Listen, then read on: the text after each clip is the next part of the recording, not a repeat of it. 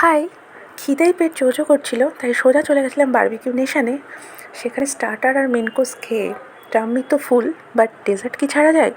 সেখানে ছিল আমার পছন্দের ভ্যারাইটিস ডেজার্ট, অ্যান্ড সেগুলো দেখে অসাধারণ লাগছিল। তাই সোজা চলে গেছিলাম ডেজার্ট সেকশানে, আর ওখান থেকে তুলে নিচ্ছিলাম আমার পছন্দের স্মল গোলাপ জামুন। এটা খুব সুন্দর খেতে। তারপরে একটা বাটি খুঁজে নিলাম হালুয়া, ওটাও খুব ভালো ছিল। হালুয়া নিয়ে আমরা সোজা গেলাম পেস্ট্রির দিকে। পেস্ট্রি সেকশানে যা যা পেস্ট্রি ছিল, chocolate pastry, coconut pastry, cream pastry, but আমি ক্রিম পেস্ট্রি নিতে গিয়েও নিইনি। আমি নিয়েছি কোকোনাট পেস্ট্রি আর চকলেট পেস্ট্রি। আরও ছিল সিমুই, ক্ষীর, কুকিজ, বাট কোনোটাই আমি ওগুলো নিইনি। সোজা এগুলো নিয়ে এখন চলে যাব আমাদের টেবিলে, কারণ এমনিটা আমি ফুল রয়েছে, বেশি খাওয়া যাবে না।